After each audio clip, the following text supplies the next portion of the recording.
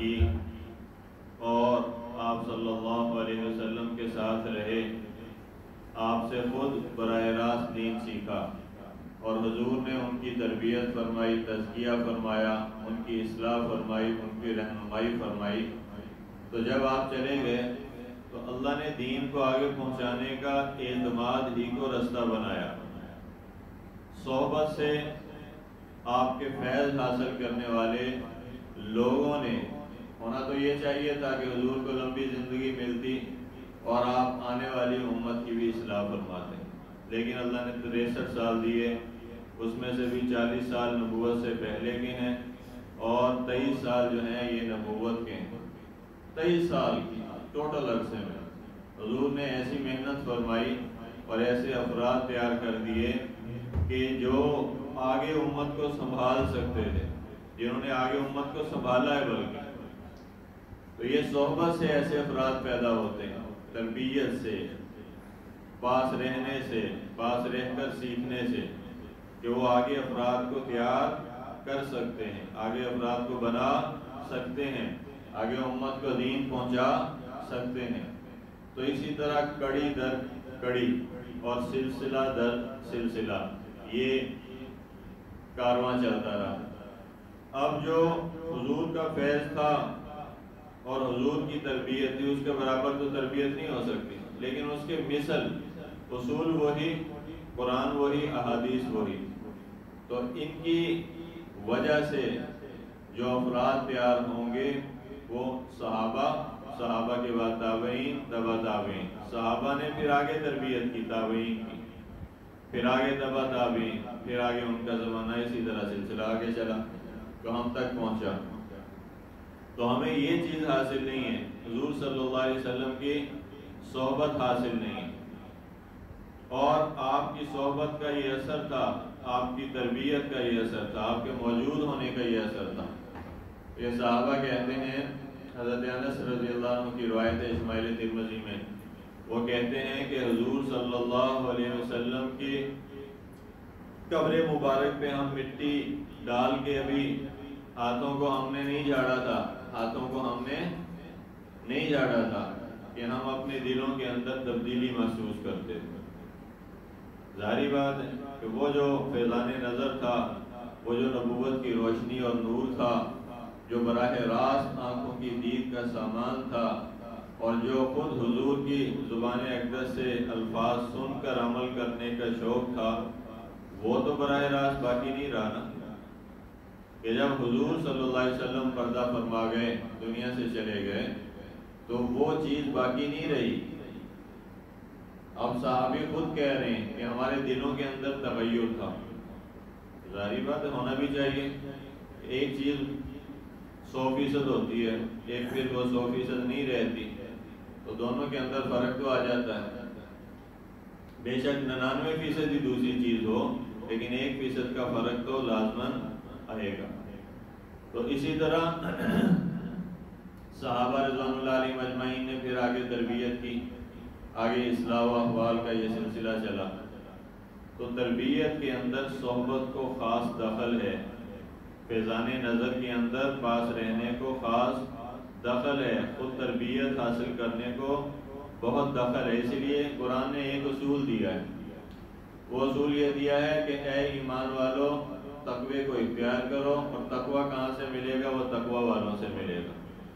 حضرت تھانوی رحمہ اللہ علیہ فرماتے تھے کہ برف کہاں سے ملتی ہے؟ برف والے سے ملتی ہے، برف والے سے ملتی ہے۔ چینی کہاں سے ملتی ہے؟ چینی والے سے ملتی ہے۔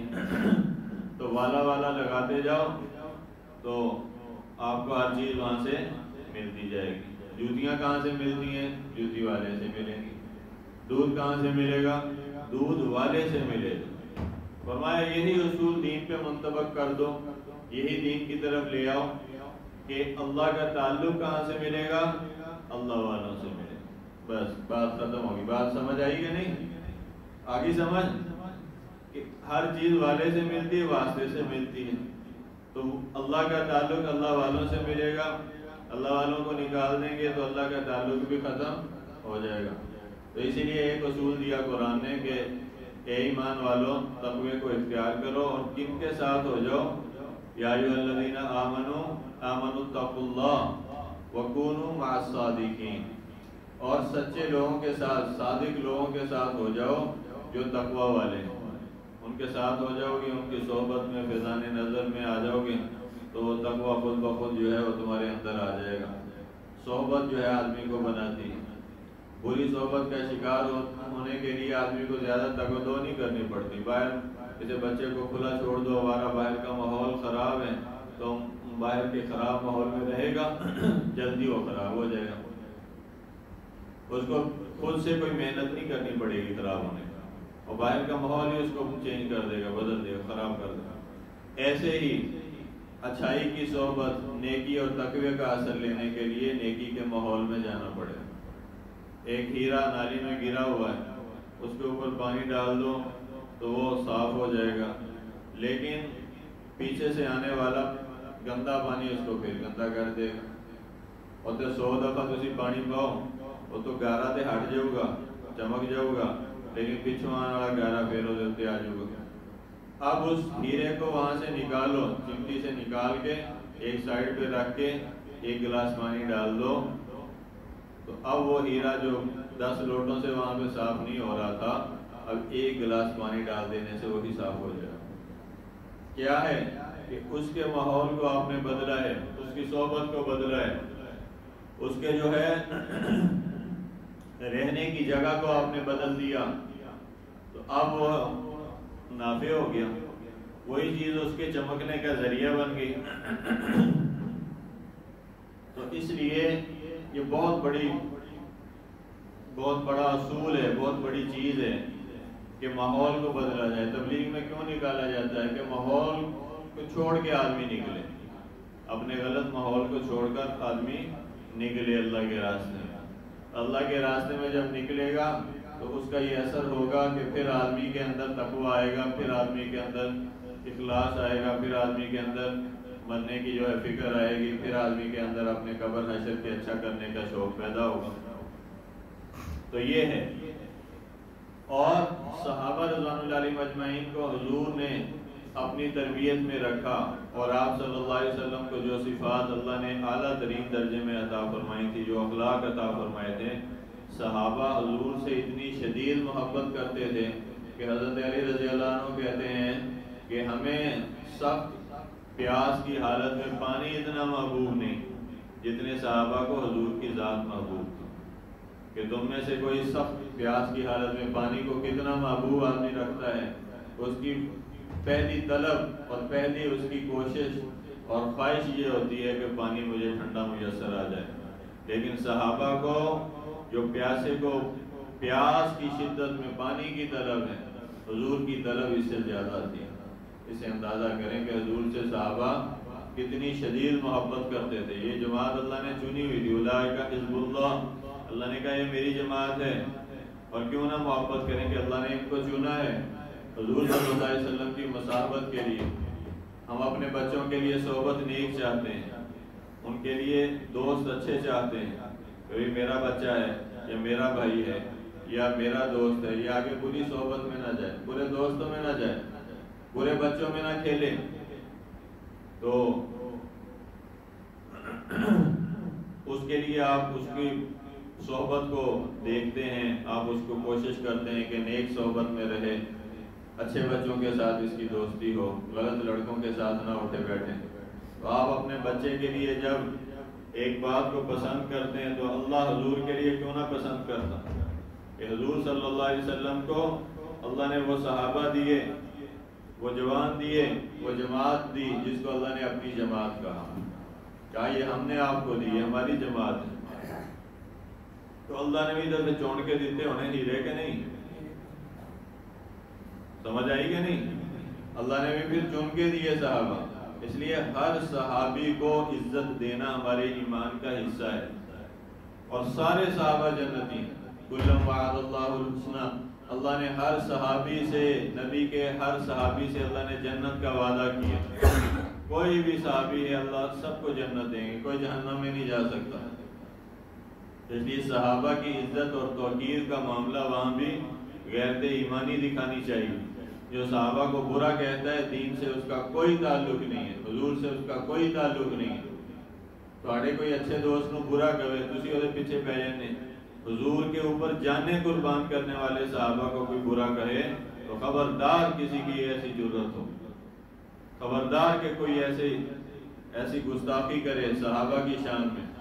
لوگ جانے قربان کر دیتے ہیں، اور تاریخ ہے اللہ نے ایسی عزتیں دی ہیں کیونکہ ان لوگوں نے اپنا سب کچھ حضور پہ قربان کیا۔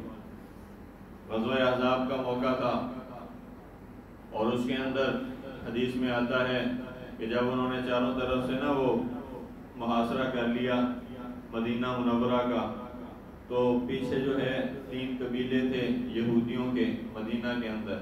یہ جنگ مدینہ سے باہر لڑی گئی، مدینہ کے اطراف میں سرحد میں آ کے حضور نے باہر نکل کے خندق کھدوائی صحابہ سے حضرت سلمان فارسی رضی اللہ عنہ کے مشورے پر، اور یہ خندق کھود کے دشمن کا راستہ روکا گیا۔ 3 اطراف میں باغات تھے، پہاڑ تھے، مشکل راستہ تھا، وہاں سے نہیں آ سکتے۔ ایک طرف کھلی سی مکہ والی، انہوں نے کہا ادھر ہی حملہ کرنا، ادھر ہی انہوں نے آنا لشکر لے کے۔ 3000 کا لشکر ابو سفیان لے کر آیا۔ اس کے آنے سے پہلے خبر پا کے حضور نے خندق کھود کے اس کے راستے کو بند کر دی۔ اب اس نے آگے اپنی فوج یوں کر کے پھیلا دی، محاصرہ کر لیا۔ اب کئی دن تک جنگ چلتی رہی۔ ادھر مسلمان اپنے گھروں سے باہر تھے، مسلمانوں کا ایک خوف تھا کہ پیچھے جو یہودی ہیں وہ کہیں سازش نہ کر دیں۔ وہ یہودی تو یہودی ہے، پھر وہ تو مسلمانوں کا دوست نہیں ہو سکتا۔ اسی لیے یہ فیصلہ قرآن کا کہ یہود و نصارہ تمہارے دوست نہیں ہو سکتے، اللہ نے پہلے ہی سمجھایا تھا، گھر بھی ختم کر دیتے۔ فائدہ حاصل کرنا ہے، معاہدے کرو ان سے، کام بھی کرو، لیکن ان کو اپنا دوست مت سمجھو، دوست نہیں بنا سکتے۔ کہ قرآن نے فیصلہ کر دیا کہ تمہارے دوست ہو ہی نہیں سکتے۔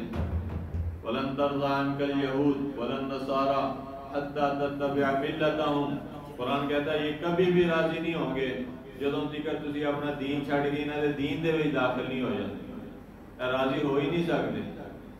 تو اس لیے یہود و نصارہ کو دوست سمجھنا یہ بہت خطرناک بات ہے، دوست نہیں ہو سکتے۔ ہاں ویسے دنیا میں رہتے ہوئے ہم ان سے معاہدے کریں گے، کام کاج، لین دین، کوئی تجارت یا کوئی ایسی چیز ہے، لیکن دوست نہیں بن سکتے مسلمان۔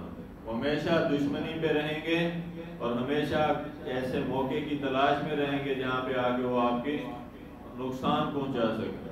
تو مسلمانوں کو یہی خطرہ کہ پیچھے کوئی کر نہ دیں۔ تو یہ خطرہ دن بہ دن زیادہ ہوتا چلا جا رہا ہے کیونکہ گھروں سے باہر تھے۔ تو جب محاصرہ طویل ہو گیا تو کافر بھی اکتا گئے، مسلمان بھی اکتا گئے۔ تو پھر حضور صلی اللہ علیہ وسلم نے اللہ سے دعا مانگی۔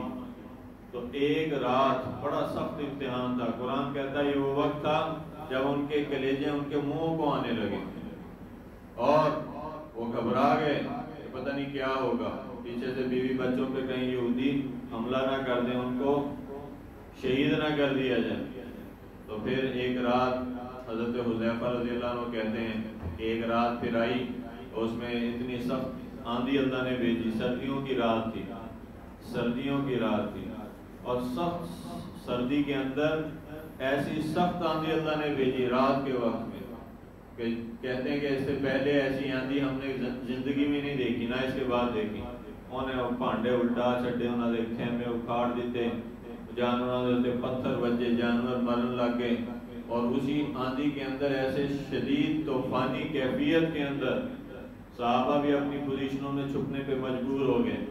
تو اس اندھیری کے اندر رات کے وقت میں حضور صلی اللہ علیہ وسلم چونکہ کمانڈر بھی تھے، جرنیل بھی تھے، فوج کے سپہ سالار بھی تھے، نبی الملاحم، حضور صلی اللہ علیہ وسلم تلوار والے نبی، آپ نے خود اپنا لقب یہ امت کو بتایا کہ میں تلوار والا نبی ہوں، اور فرمایا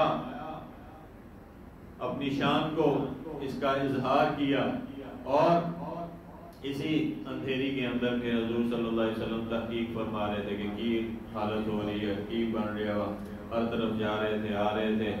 اور حضرت حذیفہ کہتے ہیں کہ رات کے اس پہر میں میری یہ حالت تھی کہ اس زمانے میں کوئی اتنا نہیں سیگا، فقر کا حال تھا اور غربت تھی، بہت زیادہ فقیری میں تھے، تو کہتے کہ میرے پاس ایک چادر تھی اور وہ بھی میری نہیں تھی، بیوی کی تھی، اور میں نے اس کو باندھ رکھا تھا دھوتی سی کی ایک ادھر سے ناف سے لے کر گھٹنوں تک، فرض سطر جو ہے یہ صرف اس سے ڈھانپا ہوا تھا، باقی سارا میرا جسم کھلا تھا، میرے پاس اور کوئی چیز نہیں تھی بدن ڈھانپنے کے لیے، تو میں نے لی ہوئی تھی۔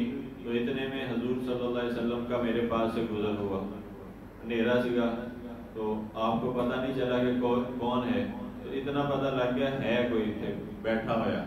تو آپ نے فرمایا کہ بھائی کون ہے؟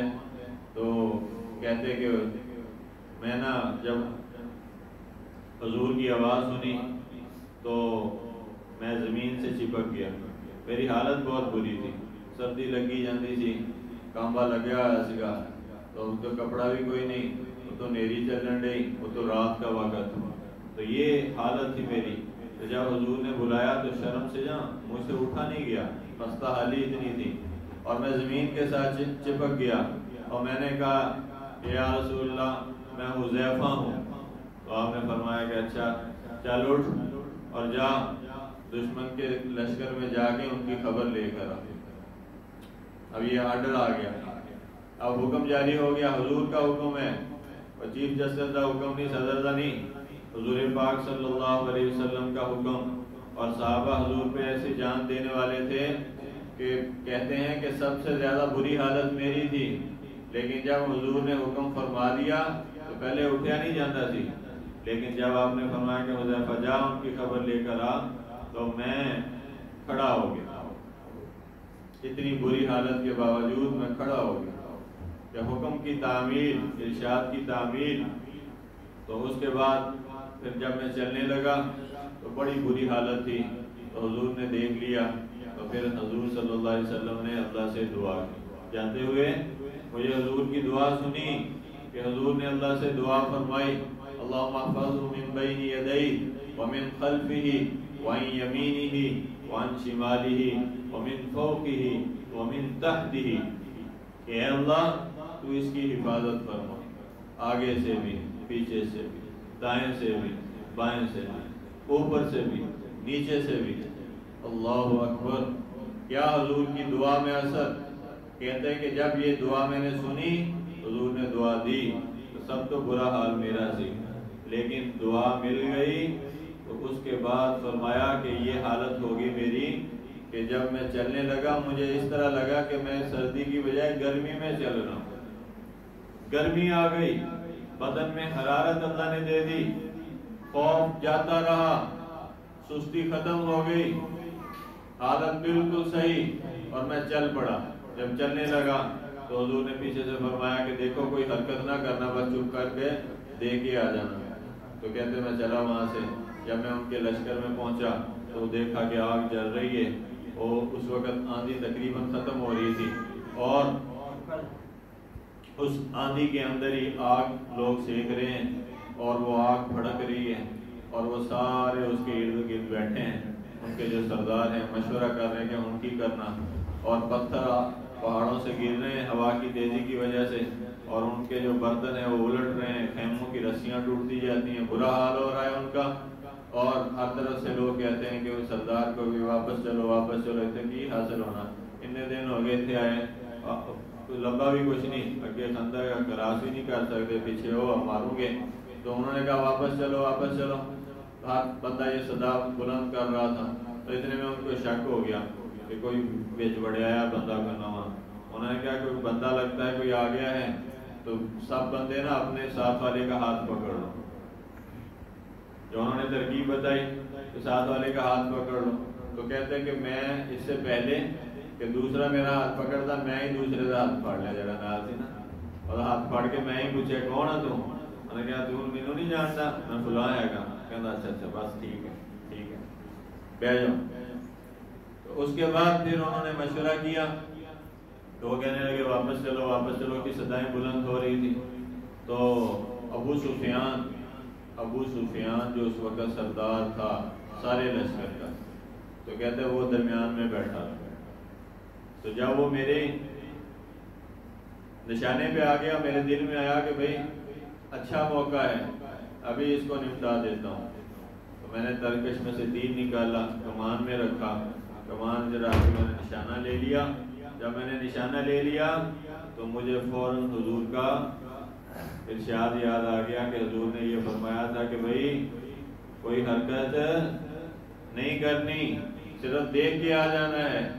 تو دیکھو کافروں کا سردار نشانے پہ آ گیا, لیکن حضور کا آرڈر تھا کہ بھائی کوئی حرکت نہیں کرنی. اب کتنا آسان ہے کہ صرف تیر کو چھوڑنا ہے اور کافروں کے سردار کو قتل کر دینا ہے. لیکن آپ صلی اللہ علیہ وسلم کے اوپر اس طرح صحابہ کہ آپ کے لفظ پہ جان دیتے تھے کہ انہوں نے کہا نہیں, جب حضور نے فرما دیا تو بس فرما دیا کہ بھائی اس کو قتل نہیں کرنا. اگرچہ نشانے پہ آ گیا تو کہتے ہیں میں نے اور سے تیر جڑانا پیچھے کھینچ لیا. جب حضور کا یہ فرمان یاد آیا میں نے اس تیر کو واپس اپنے ترکش میں ڈال دیا. پھر میں نے جو ماجرا ہوا وہاں پہ وہ سارا دیکھ کے میں واپس ہوا. واپسی پہ مجھے 20 سوار گھوڑوں پہ ملے جنہوں نے پگڑیاں پہنی ہوئی کہ پگڑی پہنا کرو یا کم از کم ٹوپی رکھا کرو سر پہ, یہ سنت رسول ہے, ننگے سر نہ پھیرا کرو. یہ حضور صلی اللہ علیہ وسلم کی سنت نہیں ہے کہ پتہ نہیں کہاں سے ہمارے اندر بیماری آ گئی. مسلمانوں کے اندر کبھی 14 صدیوں میں یہ بیماری نہیں رہی ننگے سر پھرانے. اور ننگے سر پھرنا سے دور کی بات, ننگے سر نمازیں پڑھنی شروع کر دی. کہاں سے پتہ نہیں کہاں سے لے کر آ گئے.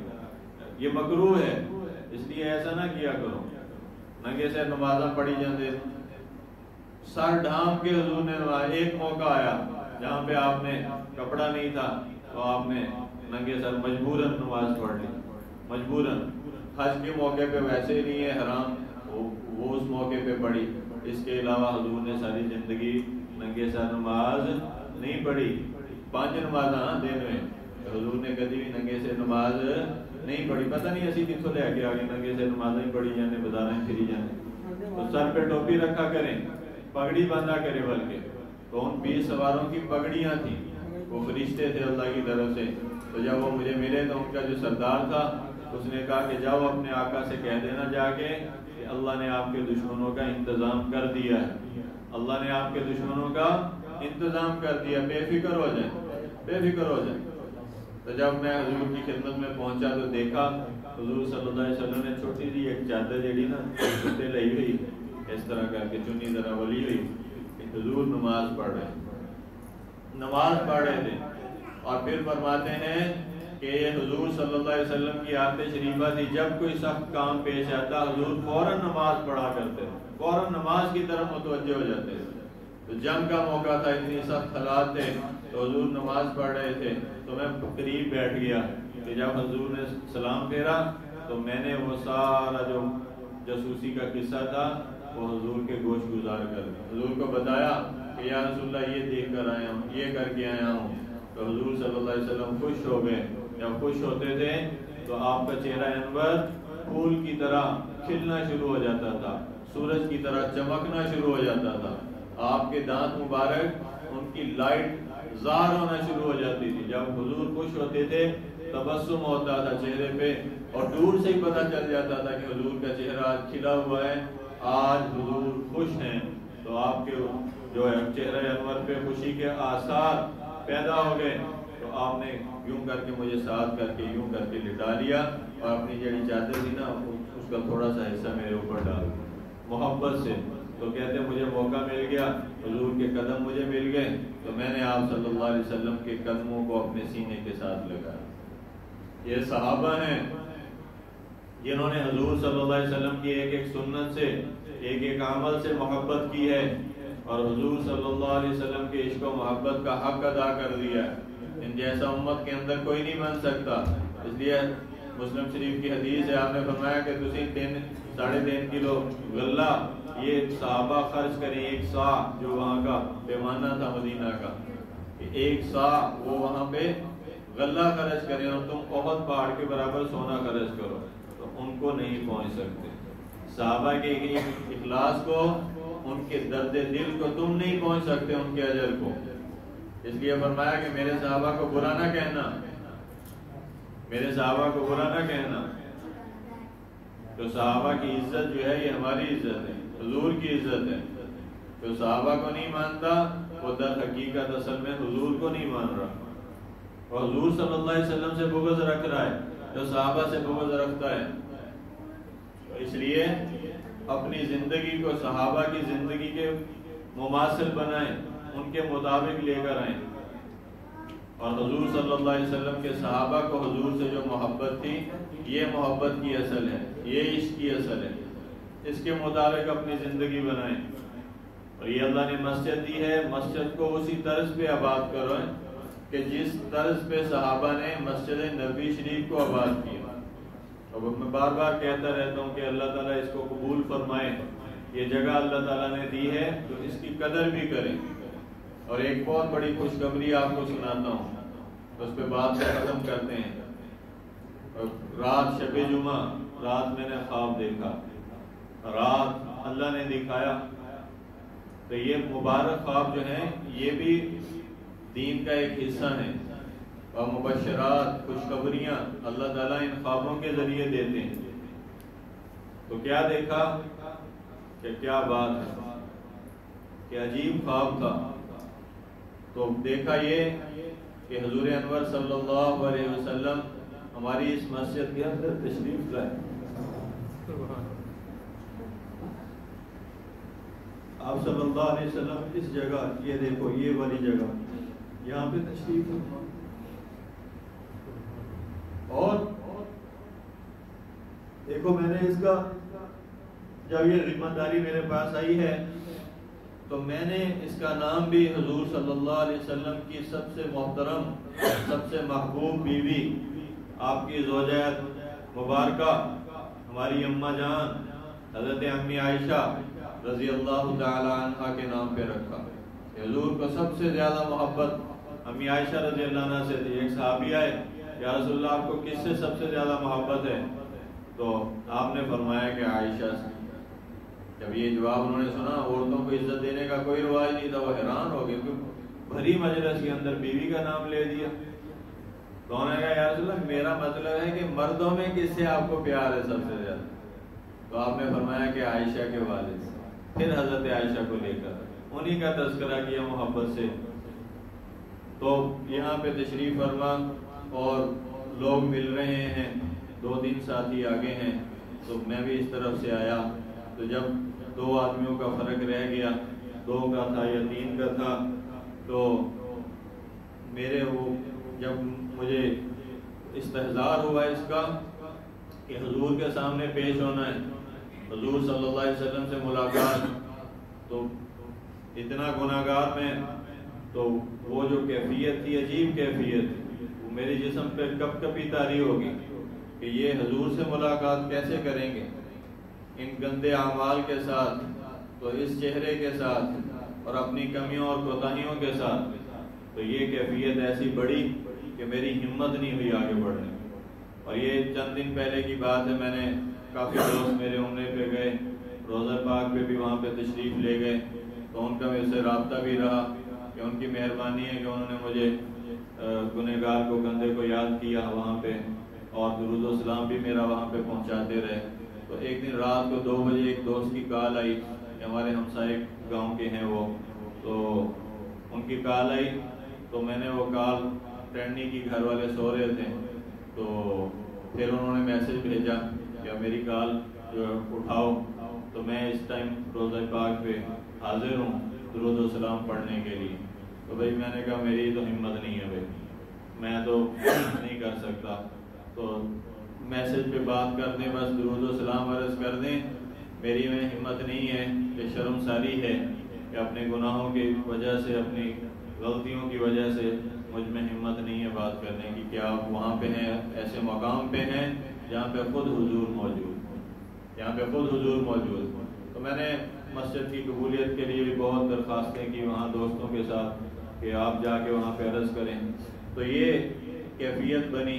جب 2 بندے رہ گئے تو میں نے کہا کہ بھائی میں کیسے ملوں حضور سے، تو مجھے شرم آئی۔ تو آپ صلی اللہ علیہ وسلم یہاں پہ تشریف فرما دیں۔ پھر اس کے بعد دیکھا کہ آپ وہاں پہ تشریف لے گئے اس دیوار کے ساتھ، اس دیوار کے ساتھ تشریف فرما ہوئے، تو لوگوں نے پھر ملنا شروع کیا۔ پھر ادھر سے لائن بن گئی ہے، تو میں نے پھر ادھر سے اسی لائن کے اندر میں بھی لگا ہوا ہوں۔ یہ دیکھا میں بھی لگا ہوں۔ بندہ خواب اپنی طاقت سے نہیں دیکھتا یا اپنی مرضی سے نہیں دیکھتا، وہ اللہ کی طرف سے ہوتے ہیں بس۔ بشارت ہوتی ہے، تو بس یکدم گھبرا کے میری آنکھ کھلی، جیسی آنکھ کھلی اللہ اکبر اللہ، تہجد کی اذانیں شروع ہوئی۔ تو یہ بہت مبارک خواب ہے، یہ بڑی برکت والا کہ اللہ کی طرف سے بشارت ہے، خوشخبری ہے۔ تو مسجدیں ویسی اللہ کے پاک رسول کی محبوب جگہ ہیں، حضور صلی اللہ علیہ وسلم کو مسجد سے بہت نسبت تھی، بہت پیار تھا، بہت محبت تھی، یہاں تک کہ جب مسجد نبوی شریف بنائی گئی تو حضور اس کے پتھر خود اٹھا کے لاتے تھے، اپنے سینے کے ساتھ لگا کے لاتے تھے، اس کے گارے کو خود اٹھا کے لاتے تھے، خود آپ تعمیر فرمایا، خود اس کو جوڑتے تھے، اس کا ایک ایک کام مسجد کا حضور نے خود کیا۔ تو اس لیے میں یہ آپ سے بھی درخواست کرتا ہوں کہ مسجد سے محبت رکھا کریں، یہاں پہ آیا کریں، اللہ نے اس جگہ کو قبول کیا ہے انشاءاللہ، اور اللہ اس کا فیض کل عالم میں ضرور پھیلائیں گے انشاءاللہ، کہ حضور کی توجہات ہیں، ہمارا اس میں کوئی کردار نہیں، ہمارا اس میں کوئی کردار نہیں ہے، ان کا کرم ہے، ان کا فضل ہے، اللہ کا فضل ہے۔ تو یہ اس لیے بتا رہا ہوں تاکہ ایسے خواب جو ہیں یہ بشارتیں ہوتی ہیں، خوشخبریاں ہوتی ہیں، تو اللہ اس کو مبارک کرے، آپ سب کے لیے بھی مبارک کرے، ہم سب کے لیے مبارک ہے، حضور کی ساری امت کے لیے اللہ اس کو مبارک کرے۔ کام تب بنے گا جب عمل کریں گے، اور عمل کے لیے جو ہے یہ مسجد ہے، اس کو 24 گھنٹے آباد کرو، 24 گھنٹے، یہاں پہ ایک لمحے کے لیے تالا نہ لگے، ایسا کر دو تو انشاءاللہ اللہ کی رحمتیں اور برکتیں ضرور اتریں گی، اور اس کام کو لے کر پوری دنیا میں جانا ہے، دین کو لے کر جانا کہ نہیں جانا؟ تو کافروں نے اپنی ہر چیز ہم تک پہنچائی ہے، تو ہم نے بھی یہ دین ان تک پہنچانا ہے یا نہیں پہنچانا ہے نا؟ اس کی نیت کر لیں، اللہ آپ سے کام لیں گے، اللہ تعالی ہم سب کو اس پہ عمل کی توفیق دیں۔ وآخر دعوانا الحمدللہ رب العالمین۔ سنتیں ادا کریں۔